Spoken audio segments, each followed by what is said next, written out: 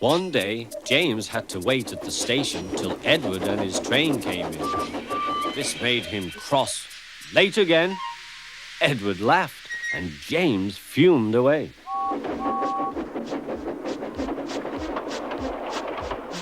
After James had finished his work, he went back to the yard and puffed onto the turntable.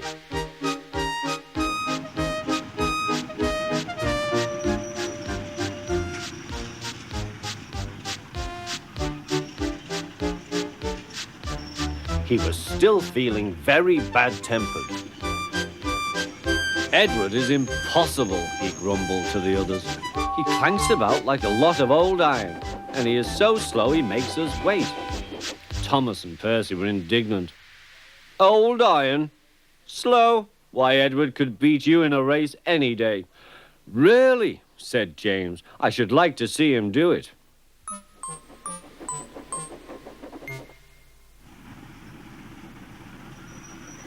Next morning, James's driver was suddenly taken ill.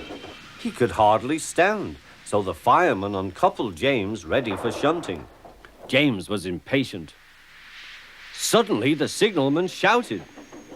There was James puffing away down the line. All traffic halted, he announced at last. Then he told the fireman what had happened. 2 boys were on James's footplate fiddling with the controls. Phew! They tumbled off and ran when James started. The signalman answered the telephone. Yes, he's here. Right.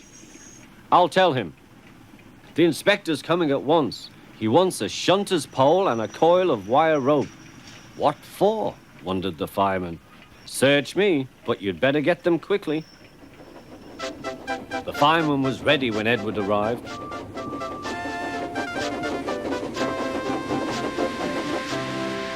The inspector saw the pole and the rope. Good man, jump in. We'll catch him, puffed Edward. James was laughing.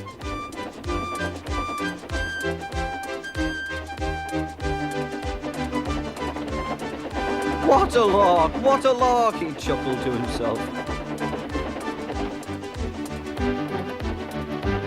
Suddenly, he was going faster and faster. He realized that he had no driver. What shall I do? I can't stop. Help! Help! We're coming, called Edward.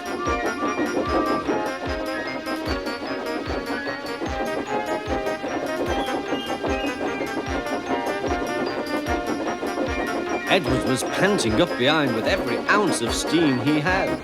At last he caught up with James.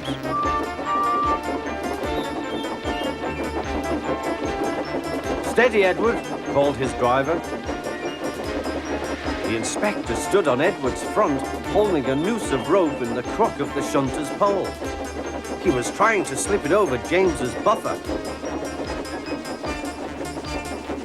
The engine swayed and lurched.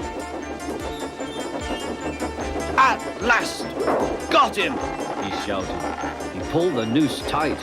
Gently braking, Edward's driver checked the engine's speed, and James's fireman scrambled across and took control.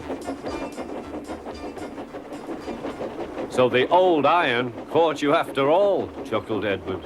I am sorry, whispered James. Thank you for saving me. You were splendid, Edward. That's all right, replied Edward. The engines arrived at the station side by side. The fat controller was waiting. A fine piece of work, he said. James, you can rest and then take your train. I'm proud of you, Edward. You shall go to the works and have your worn parts mended. Oh, thank you, sir, said Edward. It'll be lovely not to clank.